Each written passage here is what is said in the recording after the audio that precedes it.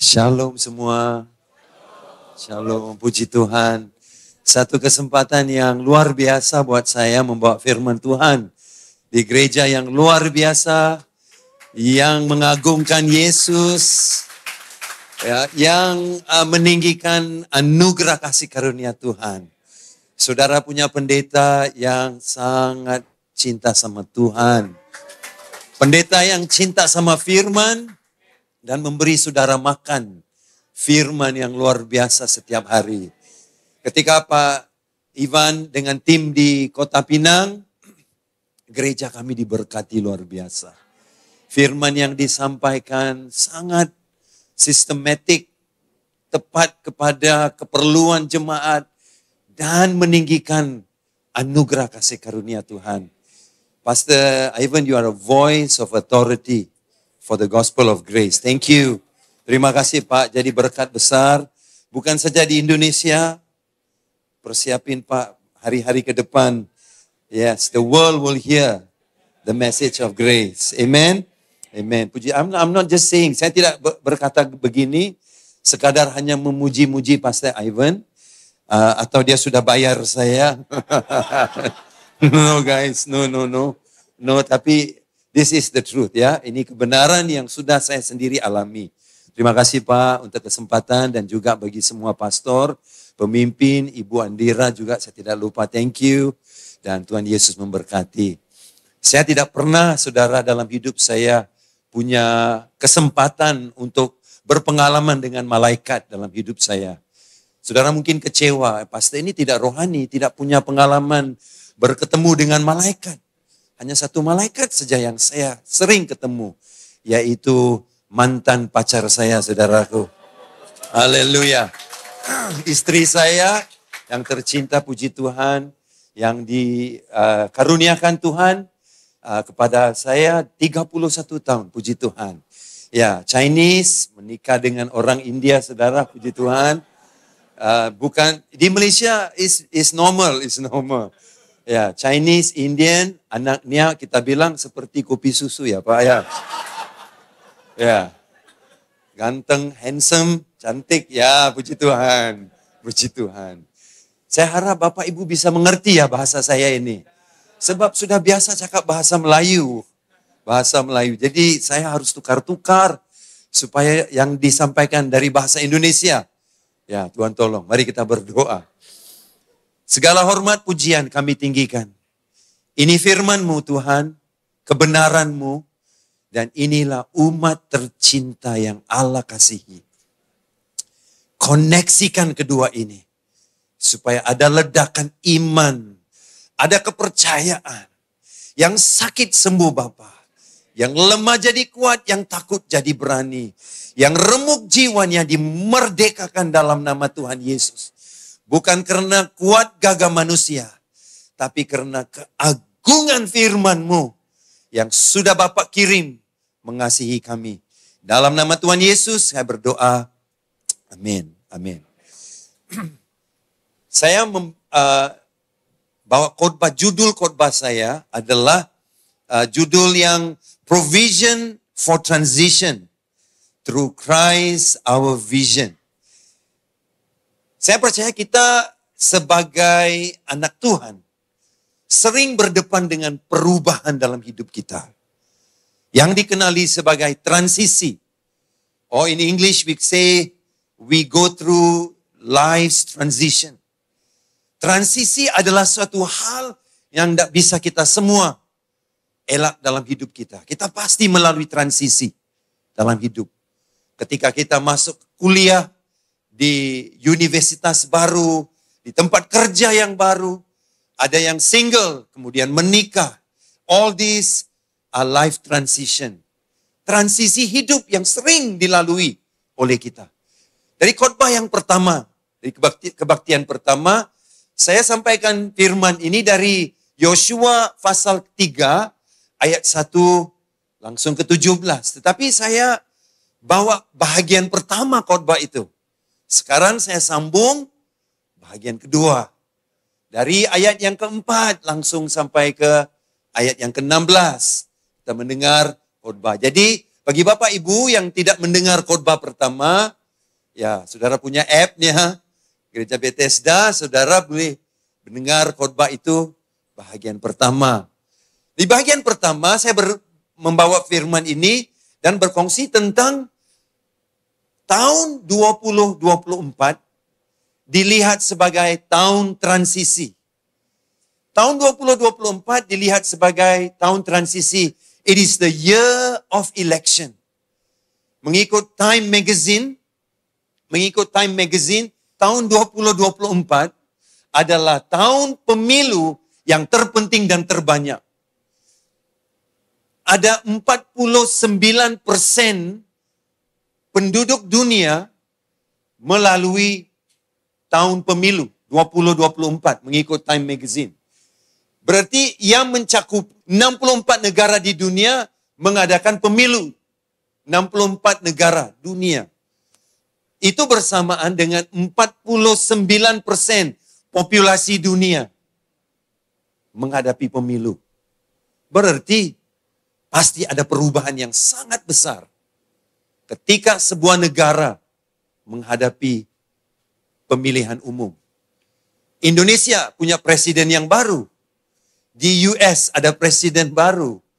Di Afrika Selatan ada presiden. Di India, di Pakistan, di Rusia. All these countries punya presiden baru. Kalau saudara bisa melihat di peta dunia, semua tempat yang berwarna ungu adalah negara-negara yang mengalami pemilu tahun ini. Nah, seperti saya dengan Pak Ivan ada berkongsi dengan saya. Indonesia sudah masuk BRICS. Malaysia juga sudah masuk BRICS. Jadi punya rencana untuk menukar mata uang US. Tidak diguna pakai dalam urusan bisnis ke depan. Apa akan ada perubahan-perubahan yang akan terjadi? Mungkin kita khawatir, kita bingung. Gimana keadaan dunia ke depan? Nah, di situ kita belajar dari khotbah pertama. Bagaimana Tuhan membawa umat Israel menghadapi transisi. Dan asas transisi mereka bermula ketika mereka dibawa Tuhan ke Sungai Yordan. Di Sungai Yordan itu, saudara, adalah tempat transisi. Nabi Elisa ketika sebelum diangkat Tuhan, melihat Sungai Yordan dibuka Tuhan untuk Nabi Elisa. Nabi Elia. Nabi Elisa juga ketika memimpin menjadi nabi di Israel. Sungai Yordan dibuka oleh Tuhan. Ketika Yosua dan umat Israel menyeberang masuk ke tanah perjanjian, Sungai Yordan terbelah dua dan mereka masuk ke tanah perjanjian. 3 hamba Tuhan ini mengalami transisi di Sungai Yordan. Yordan atau Yarden berarti yang menurun. Bukan yang menaik, tapi yang menurun. Pasti menakutkan bila ketika keadaan tidak pasti. Tapi saudara mesti ingat, Yesus juga punya transisi di Sungai Yordan. Ketika dia dibaptis di Sungai Yordan, dan ketika itu tidak ada sungai yang terbuka.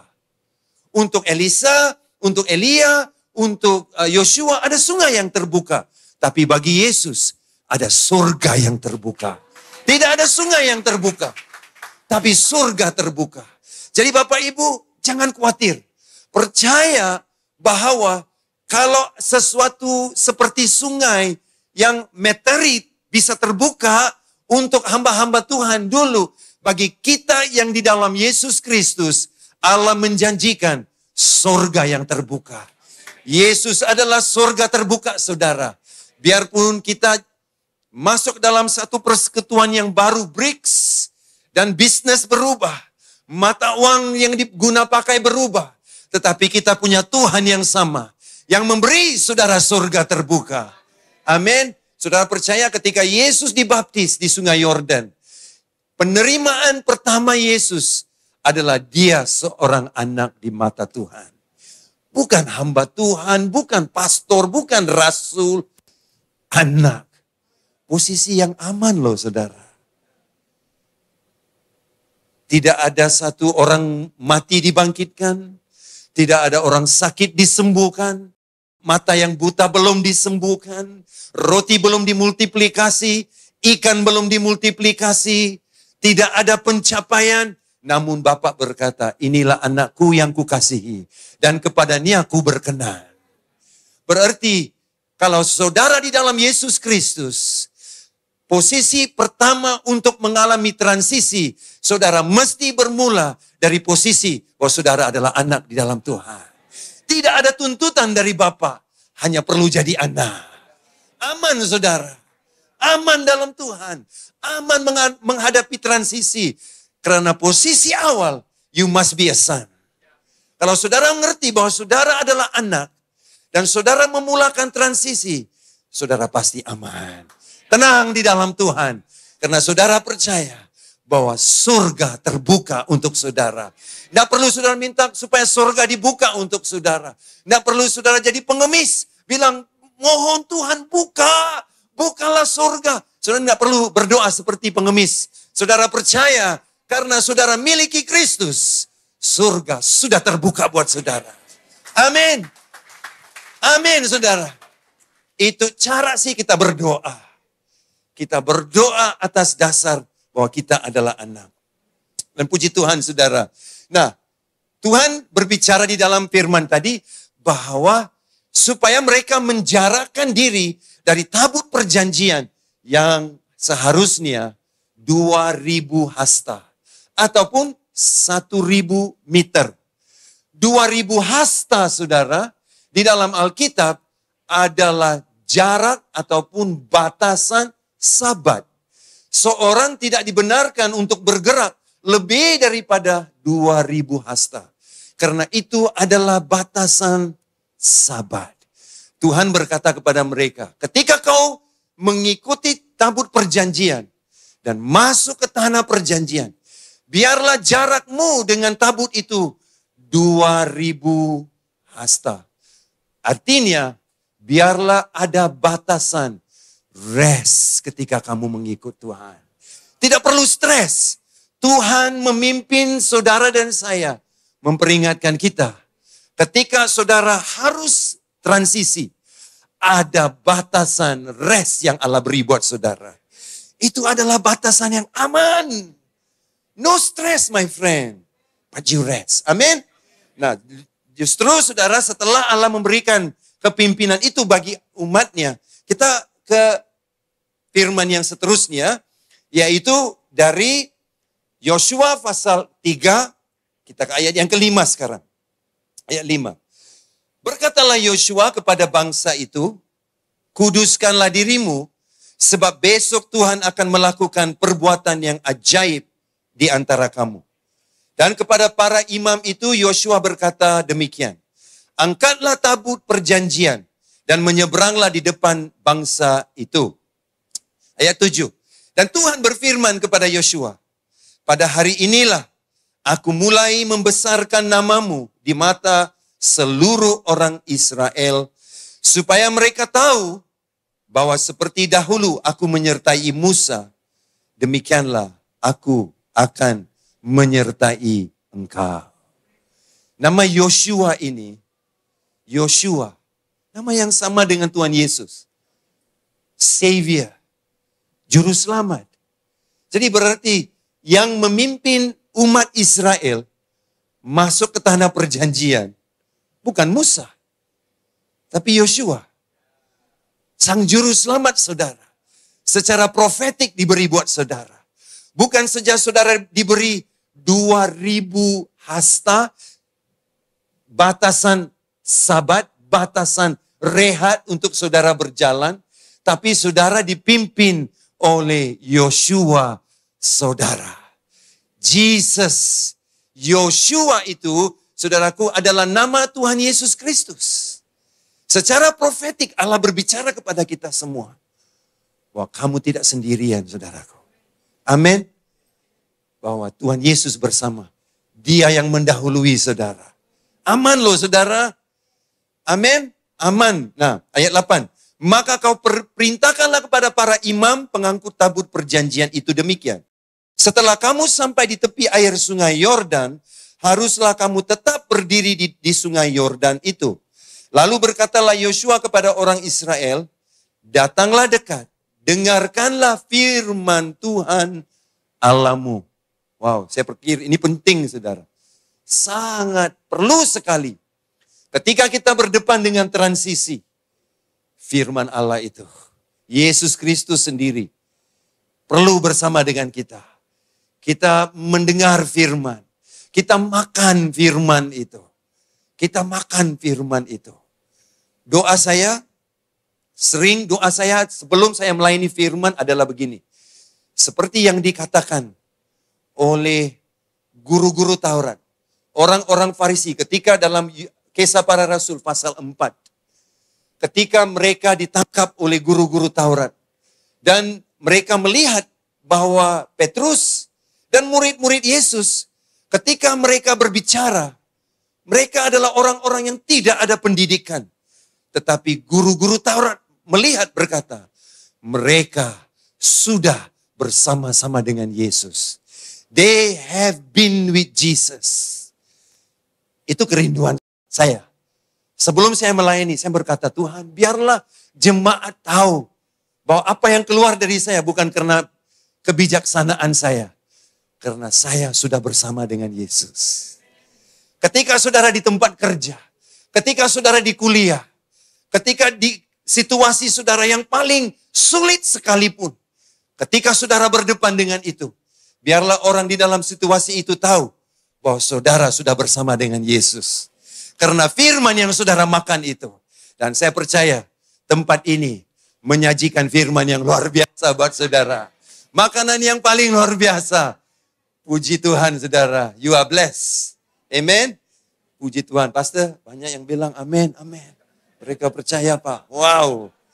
Gereja Bethesda is the best food in the town. Amen. Amen. Ayat 13. Segera sesudah kaki para imam pengangkat tabut Tuhan, Tuhan semesta bumi berhenti di dalam air sungai Yordan, maka air sungai Yordan itu akan terputus. Air yang menurun dari hulu akan berhenti mengalir menjadi bendungan. Tuhan sedang melakukan sesuatu. Mereka berada di hilir, tapi air yang menjadi bendungan di hulu, mereka tidak bisa melihat. Tapi ada mujizat yang sedang berlaku di sana. Amin, saudaraku. Ada mujizat yang sedang berlaku. Ayat 14, ketika bangsa itu berangkat dari tempat perkemahan mereka untuk menyeberangi sungai Yordan, para imam pengangkut tabut perjanjian itu berjalan di depan bangsa itu. Segera sesudah para pengangkut tabut itu sampai ke sungai Yordan, dan para imam pengangkut tabut itu mencelupkan kakinya ke dalam air di tepi sungai itu. Sungai Yordan itu sebab sampai meluap sepanjang tepinya selama musim menuai. Berarti air sungai Yordan tidak normal saudara waktu itu. Ketika kita melihat peta di depan saudara ini, air sungai Yordan sebenarnya kalau hari-hari bukan sebab meluap airnya, kalau hari-hari biasa, seperti yang dikatakan dalam ayat yang ke-15, sungai Yordan itu sebab sampai meluap. Karena ini adalah musim menuai. Musim menuai itu saudara, mungkin March, April, Mei. 3 bulan ini. Air sungai Yordan, kalau kita bisa melihat, mungkin 3,2 kilometer saudara. Lebarnya sungai itu.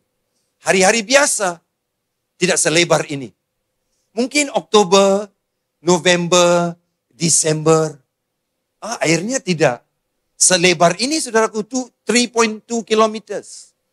Dan inilah tempat di mana Tuhan menyuruh mereka untuk masuk ke tanah perjanjian. Ada saudara terpikir, kenapa Tuhan tidak pilih Oktober, November, Desember?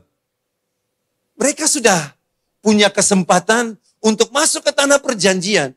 Sudah 38 tahun mereka di padang gurun. Tuhan bilang, this is the time, crossover. Kapan saudara? Ketika air sungai Yordan sebab meluap. Why? Kenapa sekarang, saudara? Why now? Ketika gereja EPCC membeli satu gedung.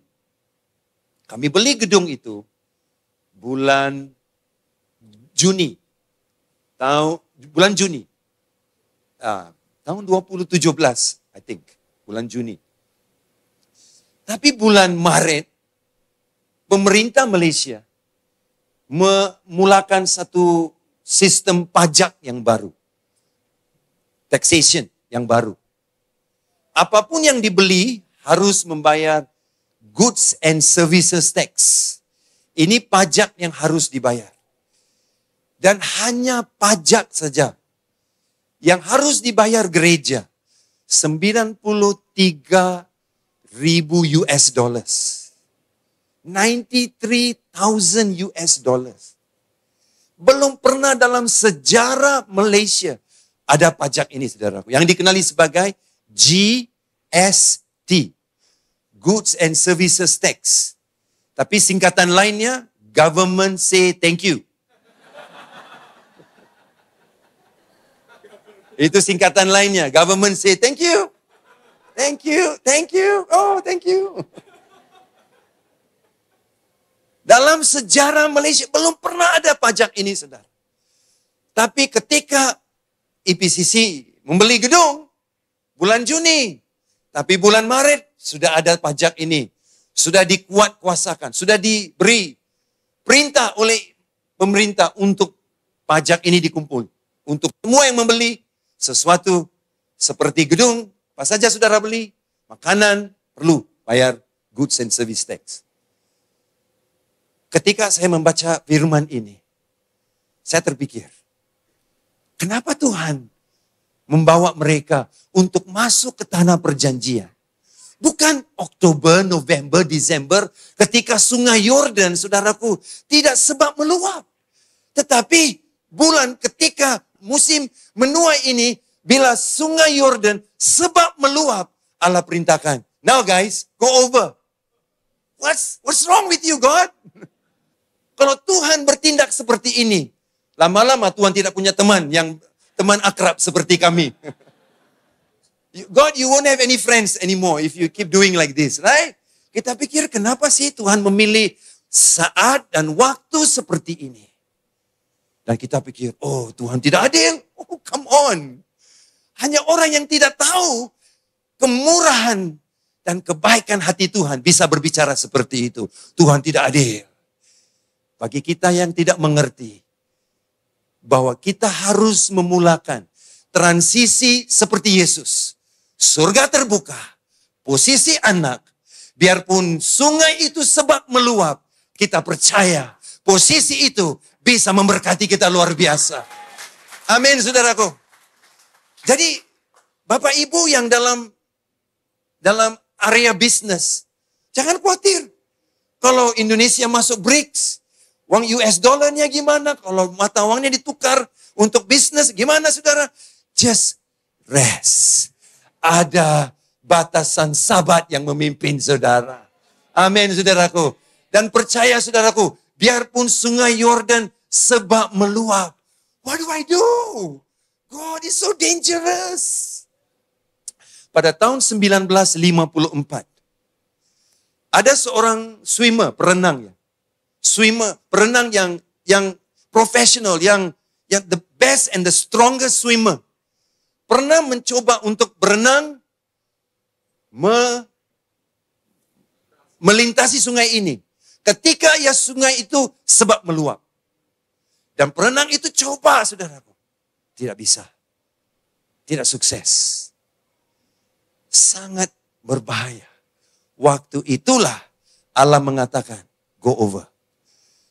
Apa pelajaran yang kita bisa belajar ketika saudara di dalam transisi? Ketika saudara melalui perubahan waktu. Transisi sangat menakutkan. Transisi punya tantangan yang besar. Yang pertama, kita sering berkata, bawalah kami keluar dari masalah ini. Tetapi Tuhan selalu berbicara, Saya mau membawa kamu melalui masalah ini. Bukan dari masalah ini, tapi melalui. Amin. Saudara, dalam Bilangan 21, ketika orang Israel sudah berdosa, dan Alkitab berkata Tuhan membenarkan ular-ular yang berbisa keluar untuk menggigit orang-orang yang telah memberontak terhadap Tuhan. Dan orang Israel bertobat, dan mereka datang ketemu dengan Musa dan berkata, kami sudah berdosa. Mintalah Tuhan, ambil semua ular-ular ini keluar dari padang gurun ini. Solusi manusia adalah keluarkan ular ini dari padang gurun ini, dari hidup kami. Tapi Tuhan tidak katakan saya akan hilangkan semua ular-ular itu, tapi Tuhan katakan biarlah dibangun satu ular tembaga. Setiap orang yang digigit oleh ular itu, mereka tetap melihat ular tembaga dan mereka sembuh. Amin, saudaraku. Cara manusia, take this problem out of our life. Keluarkan kami keluar dari permasalahan ini. Tapi Tuhan bilang, saya punya sesuatu yang jauh lebih luar biasa, yaitu melaluinya. Karena ketika saudara melalui air sungai yang sebab meluap, Allah dimuliakan. Benar saudara? Tuhan tidak katakan, okay guys, take the snakes away. Para malaikat, biar semua ular-ular itu dihilangkan. Nah, Allah benarkan mereka tetap melalui permasalahan itu. Tapi cara jalan keluarnya adalah salib itu ditinggikan. Karena dalam Yohanes pasal 3 ayat 14, Yesus berkata, sebagaimana Musa meninggikan ular tembaga di padang gurun, Anak Allah akan ditinggikan. Haleluya! Salib dimuliakan, saudaraku. Supaya nama Yesus tetap dimuliakan. Nah, saudara, ketika pemerintah Malaysia memulakan sistem pajak yang baru itu, kita pikir kita harus cari 93.000 US dollar hanya untuk membayar pajak.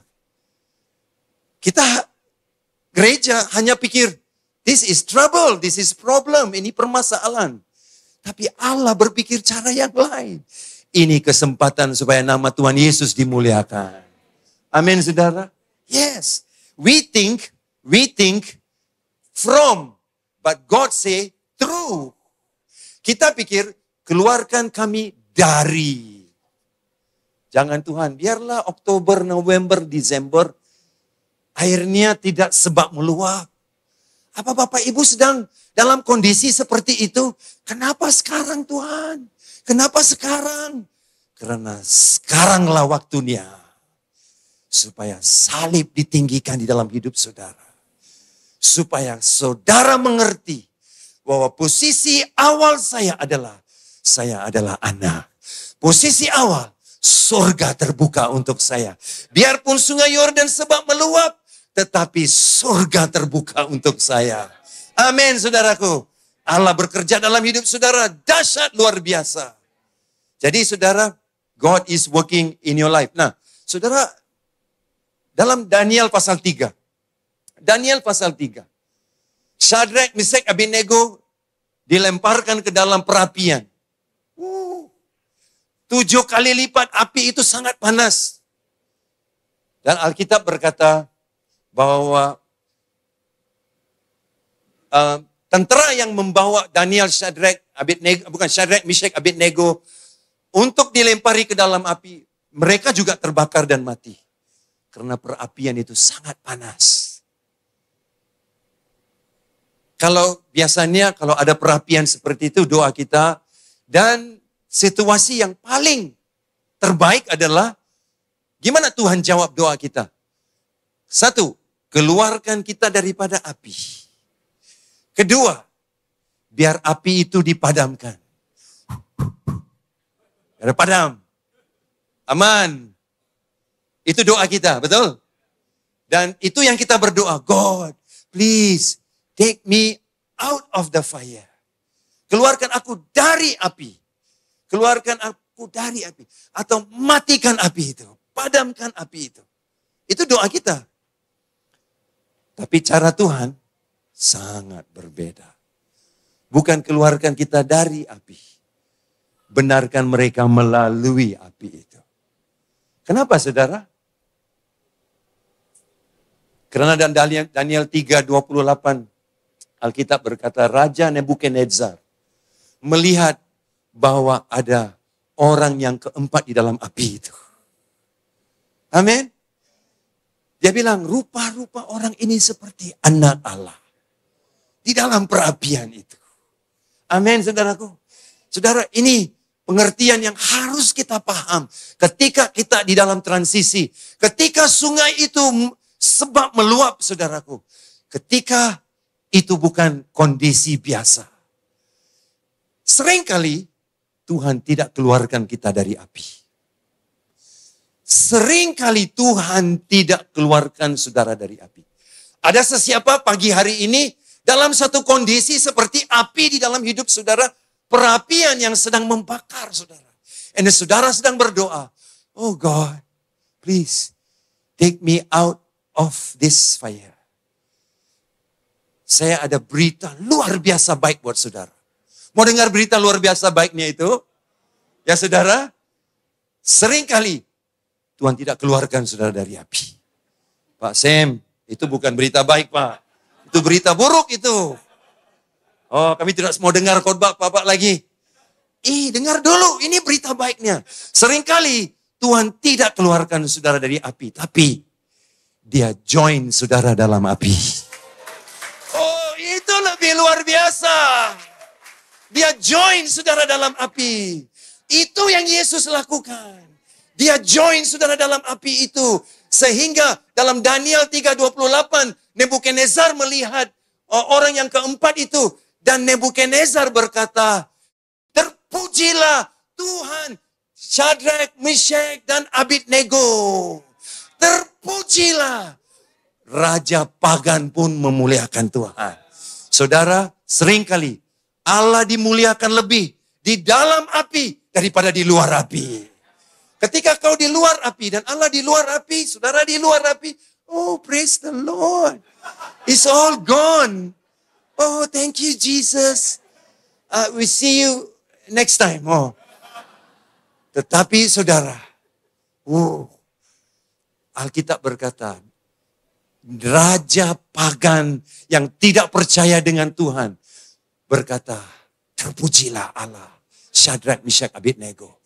Berarti kalau Allah membawa saudara melalui sungai yang sebab meluap itu, apa yang berlaku saudaraku? Bahwa Allah dimuliakan lebih di dalam api daripada di luar api. Amin. Yesus nyata lebih luar biasa di dalam hidup saudara. Kesempatan yang luar biasa. Amin saudara. Nah, lanjut saudara ayat 16. Maka berhentilah air itu mengalir. Air yang turun dari hulu melonjak menjadi bendungan jauh sekali di dekat Adam. Semua sebut Adam. Sebut semua Adam. Oh, di mana air itu berhenti? Adam. Dan kota yang terletak di sebelah Sartan. Sedang air yang turun ke Laut Araba itu, yakni Laut Asin, terputus sama sekali. Lalu menyeberanglah bangsa itu di tentangan Yeriko. Ya, kembali kita lihat saudaraku, petanya kita lihat bahwa ini yang terjadi. Air itu mungkin saudaraku bergerak 29, 30 kilometer, terjadi bendungan sampai ke Adam. Supaya apa yang dahulu menjadi suatu ancaman bahaya, sekarang ada dasar sungai yang kering untuk umat Allah, untuk melangkah. Amin, saudara. Tapi ada pelajaran yang lebih hebat yang saudara mesti tangkap. Ada penebusan yang perlu kita lihat di dalam ayat ini. Kita lihat 17 dulu. Tetapi para imam pengangkut tabut perjanjian Tuhan itu tetap berdiri di tanah yang kering di tengah-tengah sungai Yordan. Sedang seluruh bangsa Israel menyeberang di tanah yang kering. Sampai seluruh bangsa itu selesai menyeberang sungai Yordan. Poin terakhir saya adalah ada gambaran penebusan yang sedang Allah lakukan. Bukan sekadar hanya menyelamatkan saudara daripada air sungai yang sebab meluap itu. Kita melihat apa yang sekarang. Allah melihat jauh ke depan. Dia memberi saudara gambaran penebusan. Apa sih gambaran penebusan itu? Air itu membendung sampai ke Adam. Adamlah orang yang membawa murka Allah ke dalam bumi ini. Karena dosa orang pertama itu. Karena pelanggaran satu orang. Kita semua menjadi orang berdosa. Tetapi karena ketaatan satu orang. Kita semua menjadi orang benar. Haleluya. Amin. Apa yang Allah mau saudara lihat? Perhatikan baik-baik saudaraku di sini. Bahwa air itu berhenti di Adam. Adam. Kalau waktu ini kita khawatir. Ada perang. Saudara, ya kan di Ukraine dengan Rusia, ada Rusia dengan Israel, dengan Hamas, dan Hezbollah dan Houthi.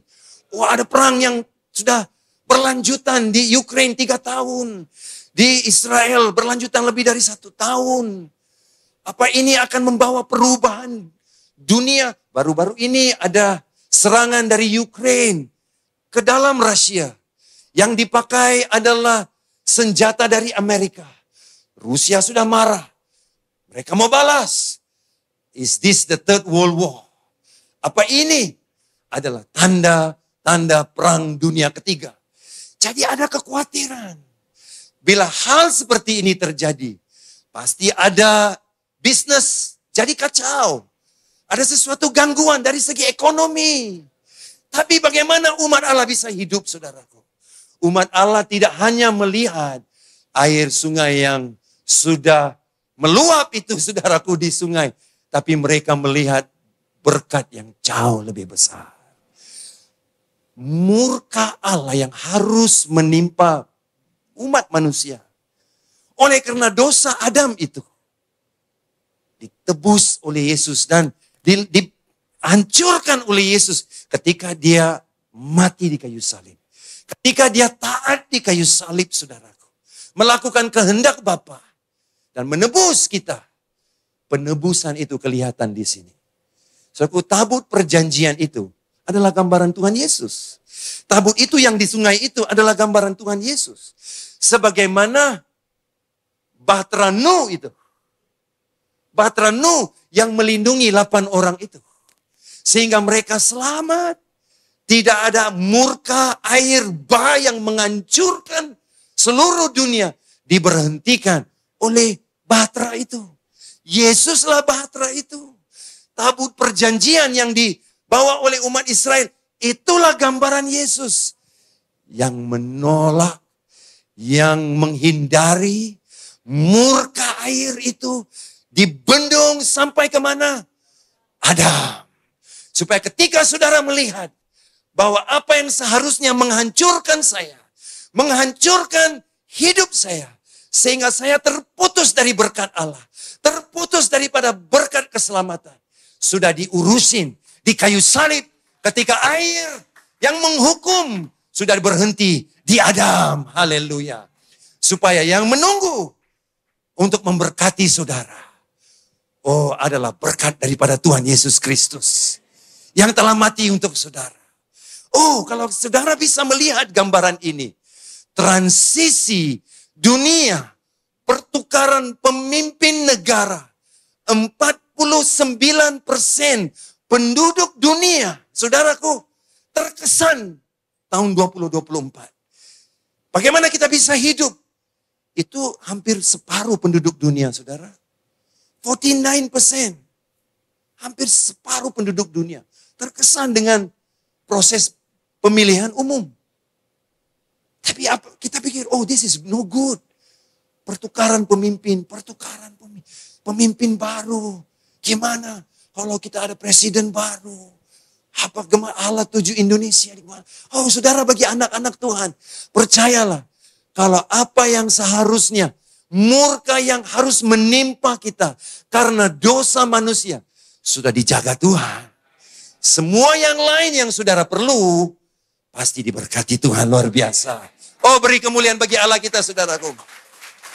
Amin. Roma 5 berkata, sebab jika oleh dosa satu orang maut telah berkuasa oleh satu orang itu, sebab itu sama seperti oleh satu pelanggaran semua orang beroleh penghukuman.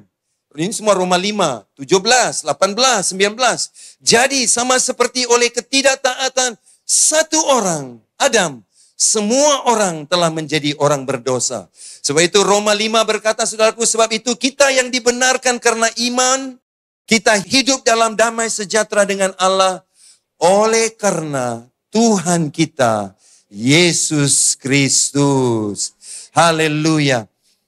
Seperti dalam Kejadian pasal 7, 23. Demikianlah dihapuskan Allah segala yang ada, segala yang di muka bumi, baik manusia maupun hewan dan binatang melata dan burung-burung di udara.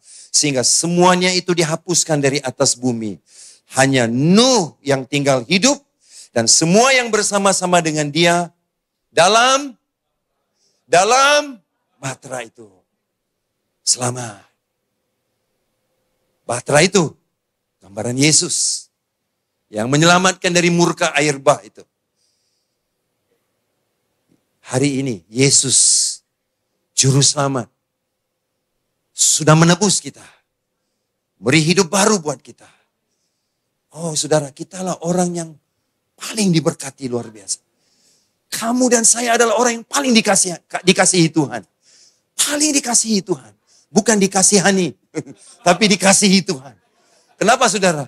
Karena saudara diberkati. Semua kutuk sudah diambil Tuhan. Semua yang murka sudah diambil Tuhan. Supaya yang menanti dan mencari saudara dan saya adalah berkat Tuhan luar biasa. Roma 8:32 berkata begini. Ia yang tidak menyayangkan anaknya sendiri, tetapi yang menyerahkannya bagi kita semua. Bagaimanakah mungkin ia tidak mengaruniakan? Mengaruniakan. What's that? Waduh, tak dengar, Pastor. Aduh, jemaat Baptis, sudah belum makan kali ini. Aduh, ini sudah masa untuk lunch ini. Makan siang sudah siap kah? Saya bacakan sekali lagi. Yang tidak mengaruniakan segala sesuatu berarti semuanya. Semuanya yang saudara cari. Yang tidak pasti kondisi bisnis saudara. Yang tidak pasti kondisi kuliah saudara. Yang tidak pasti kondisi kesehatan. Yang tidak pasti kondisi saudaraku pernikahan saudara. Segala sesuatu. Kalau Allah bisa mengurus murka yang harus menimpa. Oh, segala berkat materi sudah tidak perlu khawatir. Semua diberkati Tuhan. Peralihan ataupun transisi di Yordan. Bukan sekadar suatu pelajaran untuk kita belajar bertahan. No. Belajar hidup berkemenangan. Belajar hidup berkemenangan di dalam Tuhan Yesus. Bapak Ibu diberkati Tuhan. Percayalah. Percayalah. Alkitab lebih up to date dari newspaper. Newspaper koran ya. Dari koran yang di bahagian depan headlines besok pagi di Indonesia, saudara belum tahu lagi apa headlines di koran, saudara belum tahu lagi. Tapi saya ada berita baik buat saudara. Syukur saudara di rumah Tuhan hari ini. Karena kabar baik di rumah Tuhan jauh lebih baik daripada kabar yang bisa keluar besok di koran saudara. Karena kabar ini mengatakan begini, bagaimanakah mungkin Yesus tidak mengaruniakan segala sesuatu kepada kita bersama-sama dengan Dia. Kamu diberkati Tuhan. Saudara diberkati dalam Tuhan. Haleluya. Bapak, inilah umat-Mu yang diberkati. Ini kebenaran firman-Mu. Koneksikan kebenaran ini Bapak. Supaya yang takut akan kembali ke rumah, kembali ke urusan harian. Berani diberkati. Yang sudah remuk jiwanya, dimerdekakan Tuhan. Tuhan yang sakit, ketika firman Allah turun Bapa, yang sakit disembuhkan. Karena firman-Mu berkuasa Tuhan. Terima kasih Bapa. Begitu besar kasih Allah buat kami. Sehingga dikaruniakan anak yang tunggal buat kami. Kalau di dalam anak kami sudah diberkati Tuhan. Pasti semua yang kami cari, semua yang kami menjadi pergumulan, pasti di dalam Dia segala sesuatu sudah diberi buat kami. Berkatilah gerejamu di dalam nama Yesus Kristus, Putra Allah yang luar biasa, yang mengasihi kami. Saya doakan doa ini. Amin. Amin. Thank you, Pastor.